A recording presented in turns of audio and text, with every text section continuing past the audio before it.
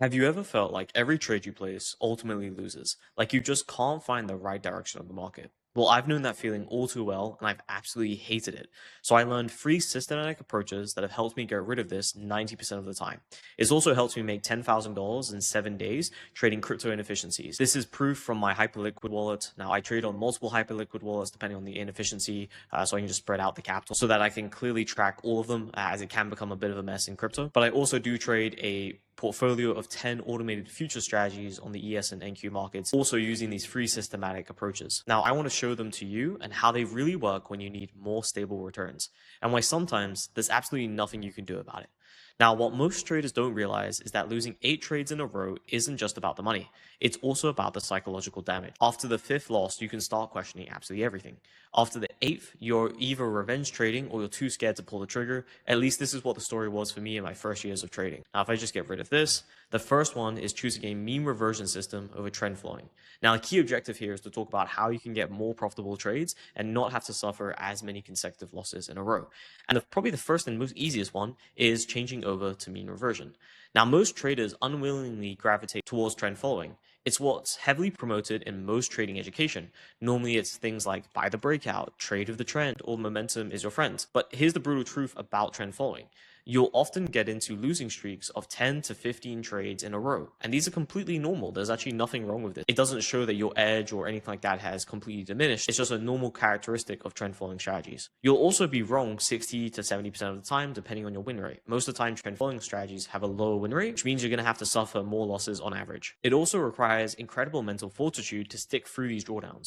Now, yes, trend following can work absolutely beautifully, and I do employ some trend following strategies myself. When it works, it can deliver great returns, and the logic can sometimes be beautifully simple. But if you aren't doing it right, it can feel like a street fight with how many losing trades you have to take on. And if you're not prepared and you don't know your strategy in and out, those consecutive losses will eat you alive psychologically. Now, let's compare this to mean reversion. Now, mean reversion normally has shorter losing streaks, typically around 3 to 5 consecutive losing trades. They'll also have higher win rates, so about 60 to 75%. And most of the time, you're buying weakness and selling strength, so it can be quite a logical strategy in essence.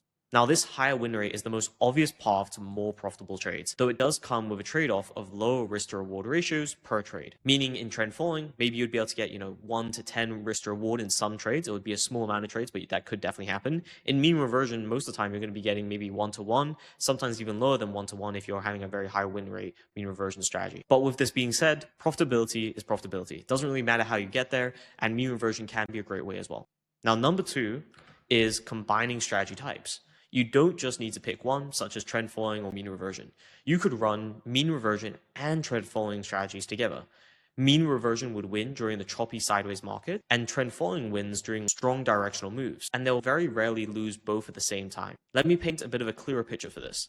When trend following is losing during chop, your mean reversion strategies are likely printing money in the volatile, range-bound conditions. This is what Ray Dalio and many other hedge fund managers call the holy grail of trading. I also have a full video on this particular topic on the channel. It's where you run uncorrelated strategies that boost your risk-adjusted returns, which smooth out your equity curve. Now, what is the end result? Well, each loss becomes way less painful because you're getting it balanced out by each type of strategy. Now, you also don't have to stop it here with just mean reversion and trend following. You could throw in arbitrage or many other different strategy types as well. Now, the next one is automate everything. A great strategy can still fail if you can't execute it consistently.